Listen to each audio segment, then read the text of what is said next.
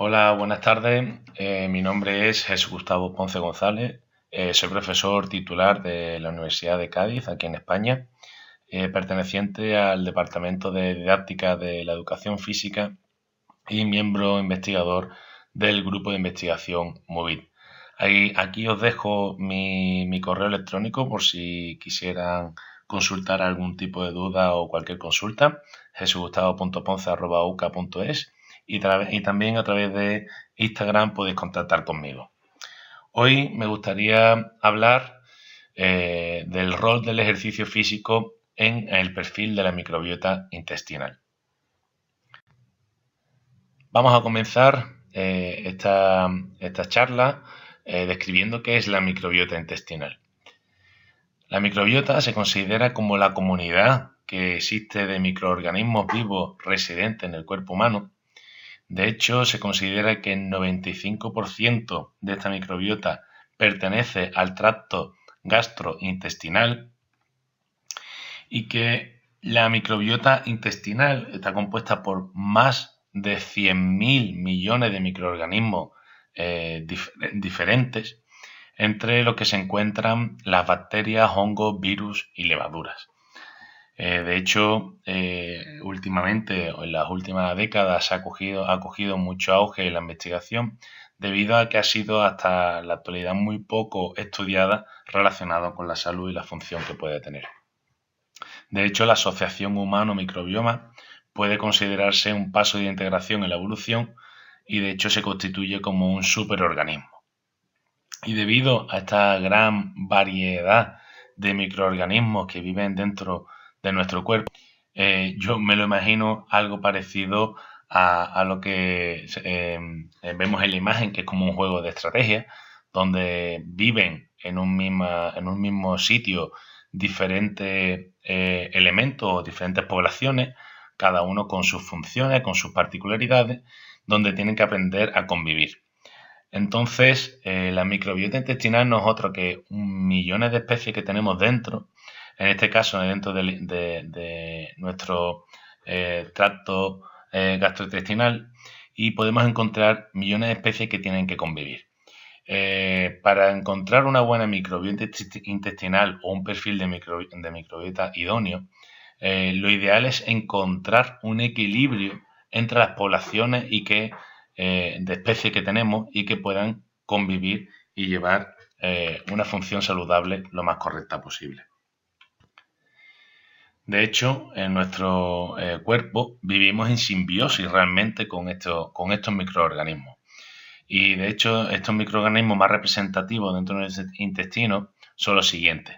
Existe una especie que se llama Firmicutes, que debe rondar siempre entre el 60 y 65%, la Bacteroidetes, que es el 20-25%, y la Proteobacteria, que suele ser entre 5 y 10% cuando nos encontramos en un perfil idóneo.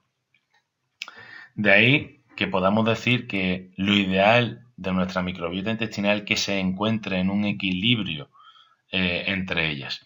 Cuando se encuentra en equilibrio, lo cual está relacionado con una salud óptima, se considera que nuestra microbiota se encuentra en estado de eubiosis, de ahí el color verde favorable.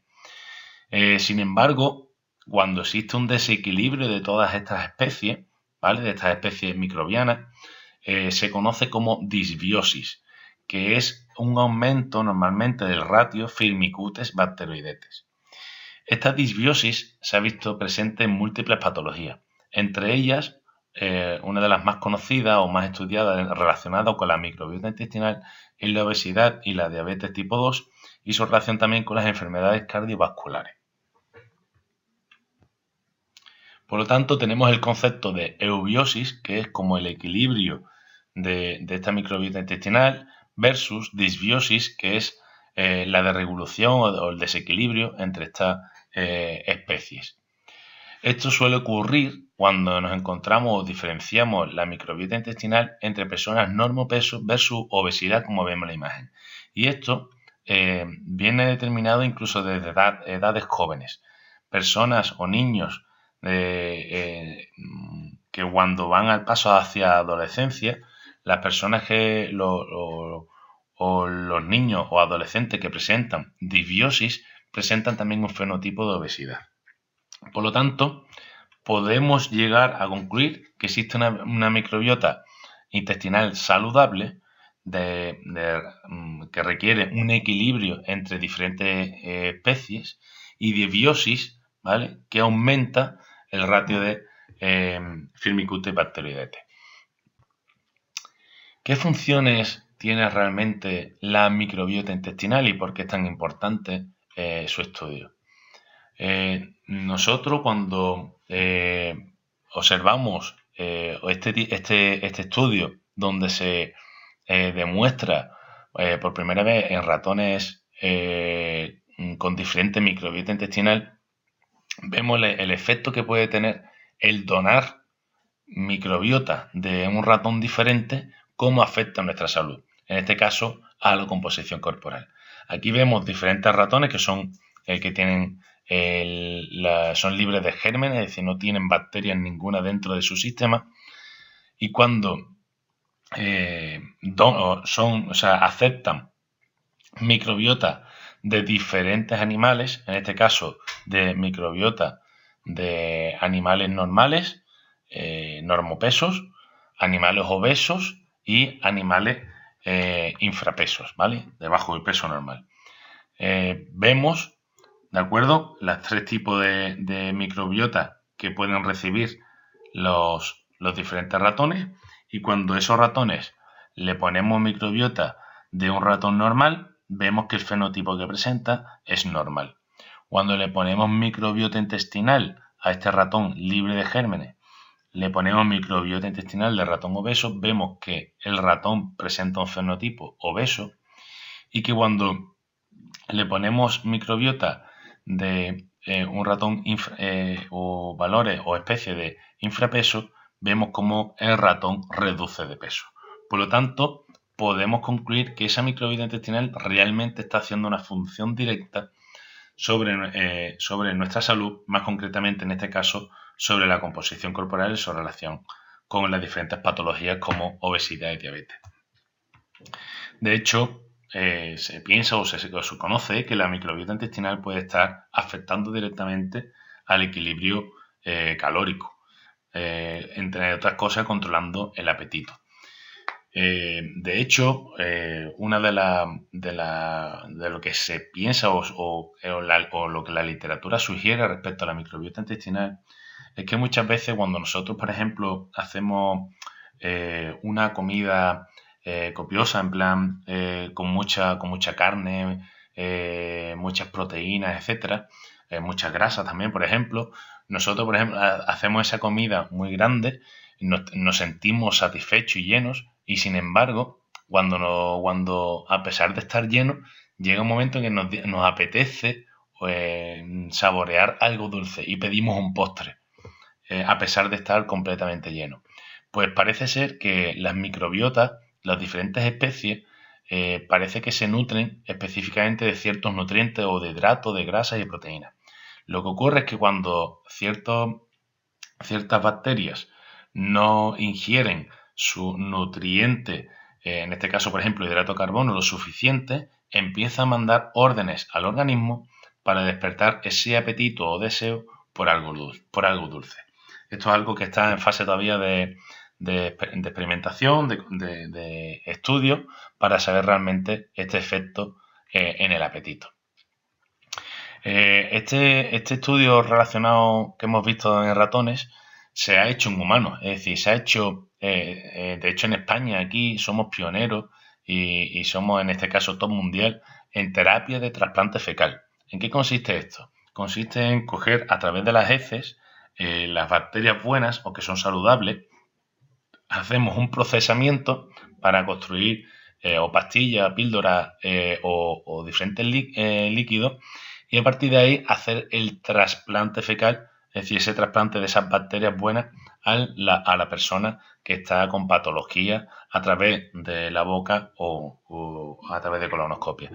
Entonces, se sabe que es eficaz esta terapia de trasplante fecal, es decir, hacer un trasplante de las bacterias buenas que pueda tener una persona hacia otra, es ideal y se considera una fuente o un recurso dentro de el tratamiento de diferentes patologías.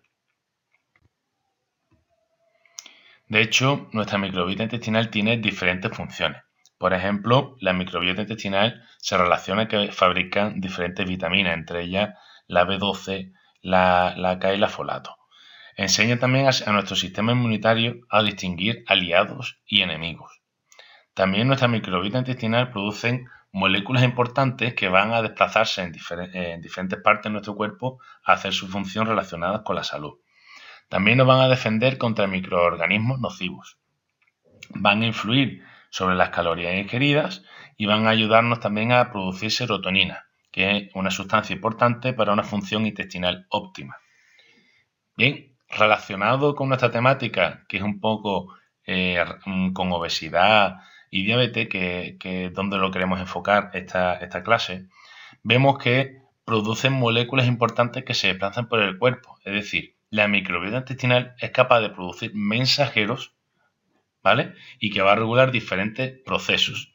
De hecho, se conoce, o vamos a profundizar un poco más, que se producen ciertas moléculas, por ejemplo, que van a informar al cerebro de, como hemos comentado antes, de los nutrientes que hemos ingerido y que prepara el organismo para su absorción. También, es decir, ya estamos introduciendo el eje intestino-cerebro, es decir, vamos a dar órdenes a nuestro cerebro. Pero es que también vemos cómo también va a influir sobre las calorías ingeridas. Es decir, va a mandar órdenes a nuestro cerebro para la regulación del apetito y también a su vez va a controlar la absorción de kilocalorías. Son dos funciones primordiales y importantísimas dentro de la microbiota intestinal relacionada con la obesidad y diabetes. De hecho, la microbiota intestinal secreta las hormonas incretinas, que por un lado pueden estimular a nuestro páncreas para la liberación y preparación para liberar la insulina. Eso normalmente se libera cuando ingerimos hidratos de carbono. Esas incretinas son liberadas por la microbiota intestinal hacia el torrente sanguíneo, que va a informar, por un lado, al cerebro, y por otro lado va a hacer su función para que se vaya preparando el páncreas para la liberación de insulina.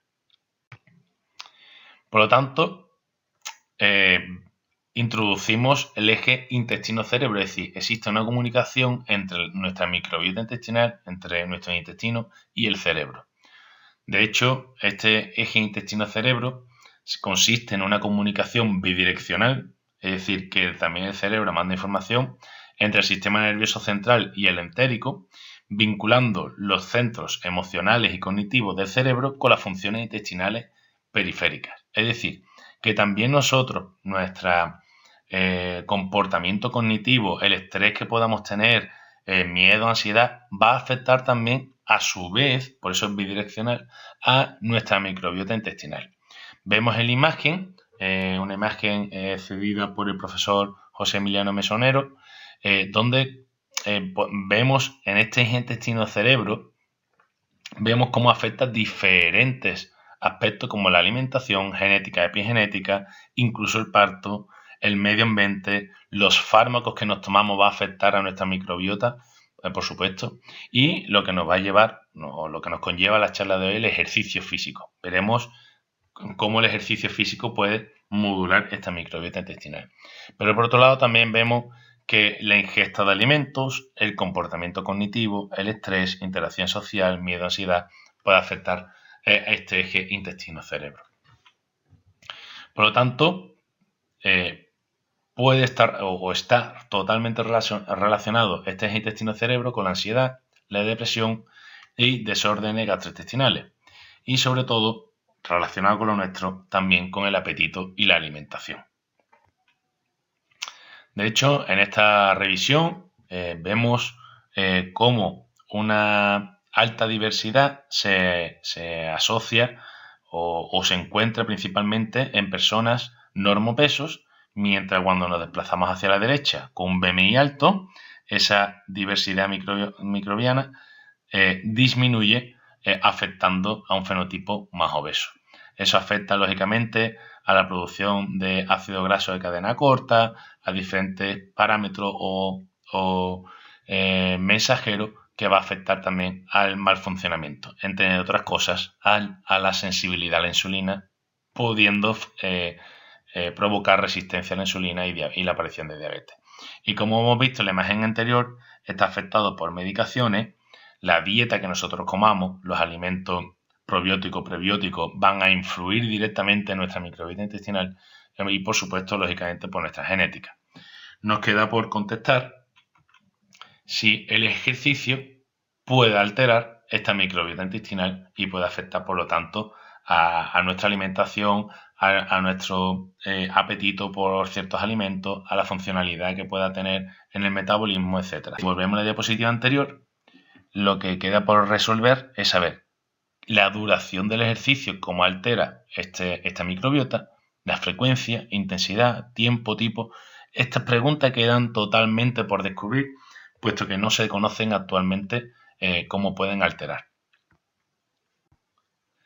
De ahí sale el proyecto que os voy a presentar, que se llama Edugation, es un proyecto financiado por la convocatoria del Ministerio español, donde soy el IP del proyecto, con el título de Eficacia de una estrategia educativa nutricional y del rol del ejercicio físico en la modulación del metabolismo muscular a través de la microbiota intestinal en diabéticos tipo 2.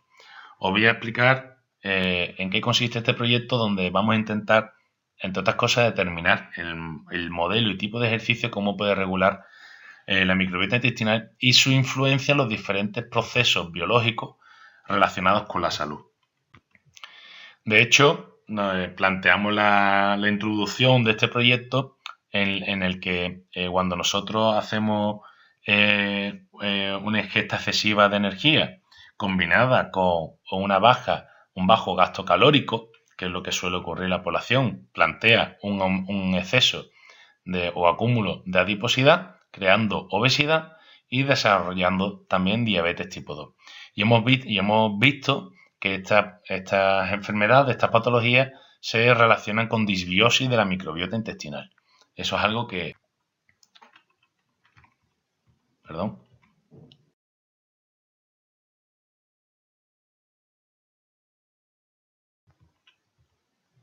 A través de la liberación de exosomas y la microbiota intestinal, y vamos a ver cómo estos pueden alterar el eje el eje intestino-cerebro, donde a través de señales electroencefalograma y demás vamos a ver el apetito hacia ciertos alimentos, y por otro lado vamos a estudiar en músculo esquelético humano cómo ha afectado esa intervención de ejercicio y nutrición al metabolismo muscular, más concretamente a la oxidación de grasa. Se conoce que el ejercicio puede tener un efecto positivo en la microbiota intestinal, tanto de manera crónica como de manera aguda. También se sabe que el ejercicio físico puede ser uno de los principales moduladores de la liberación de exosomas, que puede hacer de tissue crosstalk, es decir, la comunicación intratejido. Y también, a su vez, tanto la microbiota como los exosomas parecen estar regulados también por el impacto de la dieta. ¿De acuerdo? Por lo tanto, sabemos que estos dos factores, dieta, ejercicio y nutrición, son fundamentales para controlar y modular la microbiota intestinal y los exosomas, que a su vez va a tener un impacto positivo sobre la salud. En este caso, de los diabéticos tipo 2. Sin embargo, se desconoce en la literatura si la intensidad puede estar alterando más o menos esta respuesta. Por lo tanto, planteamos también estudiar la intensidad del ejercicio entre alto y bajo. Pero no solo eso, sino también el tipo. Se desconoce si hacer ejercicio continuo versus interválico puede tener mayor o menor influencia. Todo eso combinado con una estrategia educativa nutricional basada en alimentos probióticos va a alterar, o creemos que va a alterar positivamente, nuestra microbiota intestinal. Para ello hemos seleccionado esta siguiente metodología, donde vamos a reclutar a 120 personas con sobrepeso diagnosticados con diabetes tipo 2 de ambos sexos, personas que, a pesar de tener por encima de 25 de BMI, tengan durante los últimos 6 meses un peso estable, es decir, que no hayan hecho dieta ni hayan engordado más o menos 2%, una edad comprendida entre 40 y 65 años, sin medicación o medicación estable, como por ejemplo metformina, que no sean insulinodependientes, no tratados con secretagogos y que no tengan ninguna patología o lesión que pueda afectar al resultado, que pueda impedir la realización de ejercicio físico, que es el objetivo de nuestro proyecto. Las mediciones que vamos a realizar antes de hacer la intervención va a consistir en 2 días. En el día 1 vamos a recoger la muestra fecal para la medición de la microbiota intestinal. Vamos a obtener una muestra de sangre en ayunas. Vamos a extraer una biopsia muscular del vasto lateral de la pierna para conocer realmente lo que ocurre a nivel muscular. Vamos a medir el apetito a través de escala de VAS. Vamos a realizar un electroencefalograma con imágenes de diferentes alimentos para ver la sensación de apetito o deseo por ciertos alimentos. Vamos a realizar un test de tolerancia oral a la glucosa conectado a este EEG para ver cómo, tras la ingesta de 75 gramos de glucosa, cómo cambia ese apetito o deseo por ciertos alimentos cuando tenemos la glucemia alta en sangre. A su vez también tendremos la obtención de sangre en los diferentes minutos del test de tolerancia oral a la glucosa para determinar cómo cambia la sensibilidad a la insulina. Por otro lado, en el día 2, en nuestro laboratorio de ciencia del deporte, mediremos la presión arterial, apetito antes del ejercicio, composición corporal a través de bioimpedancia, metabolismo basal a través de calorimetría indirecta y test de oxidación máxima de grasa en bicicleta en cicloergómetro para determinar el punto máximo de oxidación de grasa, finalizando el test con un test de consumo máximo de oxígeno. Una vez terminado el ejercicio, mediremos el apetito que se tiene post ejercicio. Esas son todas las mediciones que vamos a hacer en nuestro proyecto. Una vez realizado, hacemos la intervención, que va a durar 12 semanas, en las cuales va a haber un factor de ejercicio, una intervención de ejercicio físico, que va a consistir en 3 sesiones por semana y donde se va a dividir en diferentes grupos. Un grupo de 40 personas va a hacer un HIIT, ¿de acuerdo? Otro grupo de 40 personas va a hacer un MIT a la intensidad de Fat Max, a la intensidad donde se oxida mayor cantidad de grasas. Y por último, un grupo control donde no va a hacer ejercicio físico, también 40 personas. A su vez, vamos a realizar una estrategia educativa nutricional, que va a consistir en asesoramiento nutricional de qué comer y no comer durante 30 minutos cada 2 semanas. Es decir, vamos a combinar una intervención de ejercicio físico planteada hasta ahora con una intervención de nutricional. Por lo tanto, el grupo de HIIT, MIT y control va a subdividirse a su vez en 2. Una que va a recibir estrategia nutricional, 20 personas, y otra que no va a recibir estrategia nutricional. El grupo de MIT a su vez se divide en 2, estrategia nutricional y sin estrategia nutricional, y el grupo control exactamente lo mismo, con estrategia nutricional y sin estrategia nutricional. Por lo tanto, tenemos 6 grupos en total. Una vez terminada la intervención de 12 semanas, volvemos a realizar todos los tests que hemos planteado al inicio.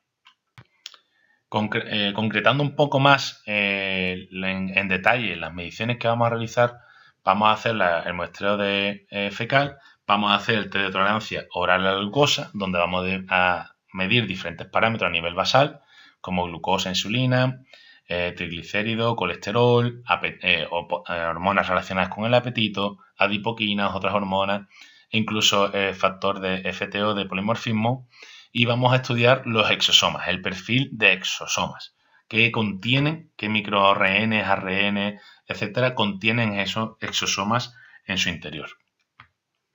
Vamos a hacer una biopsia muscular del vasto lateral de la pierna, donde vamos a medir diferentes proteómicas relacionadas, proteómica transcriptómica relacionada con las vías de señalización de la insulina, con la vía de señalización de leptina y también con la de mTOR-AMPK, relacionada con hipertrofia, anabolismo, catabolismo. Hemos dicho que vamos a medir la escala de VAS de apetito.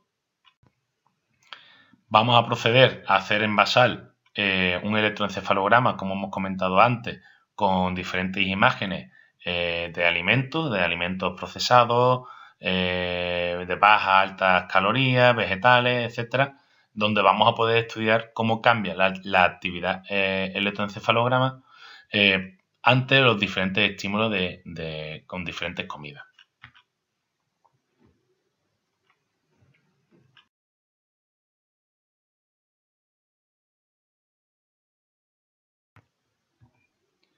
Después vamos a ingerir 75 gramos de glucosa y vamos a proceder el procedimiento normal de test de tolerancia oral a la glucosa. Tenemos glucosa e insulina, donde se le mide también la escala de apetito. A los 60 minutos se vuelve a medir con la escala de apetito y volvemos a medir el electroencefalograma. A los 90 minutos se vuelve a repetir las medidas y a los 120 minutos incluimos de nuevo también el electroencefalograma. En el 2 vienen en ayunas de nuevo, donde se mide la presión arterial, el apetito antes del ejercicio, la bioimpedancia, se hace calorimetría indirecta en camilla, se hace el test en bicicleta, por un lado, el test incremental para calcular la Maximal Fatty Acid Oxidation, el MFO y el FatMax, y después el consumo máximo de oxígeno para determinar el V2 o V2max. Una vez determinado, se vuelve a hacer la escala de apetito post-ejercicio. En cuanto a la intervención, explicamos un poquito más en detalle en qué consiste el HIIT. Va a realizarse aproximadamente 20 minutos de ejercicio, donde va a haber 10 escalones de HIIT al 95% de la potencia máxima, con un minuto interválico de recuperación al 20% de la potencia máxima. Sin embargo, el MIT va a realizar aproximadamente los minutos de igual trabajo realizado que el HIIT, pero a la intensidad del FatMax. ¿Por qué ponemos XX minutos? Porque se va a igualar la cantidad de ejercicio respecto al HIIT por cantidad de trabajo realizado, con la fórmula que se plantea de potencia y tiempo. Como va a estar realizándose a las mismas revoluciones por minuto, se va a poder determinar los minutos correspondientes según el FatMax que tenga la persona. Bien, todo este estudio, todo este proyecto se engloba o se va a llevar a cabo dentro del grupo Movit, donde va a estar un montón de personas trabajando día y noche para llevar a cabo el proyecto, para que salga adelante. Así que me gustaría darle las gracias en esta presentación porque sin ello sería imposible. Más, le dejo las gracias por su atención y le dejo aquí la diapositiva de nuevo para que puedan contactar conmigo si tienen algún tipo de duda o pregunta. Muchas gracias por su atención. Nos vemos en otra. Hasta luego.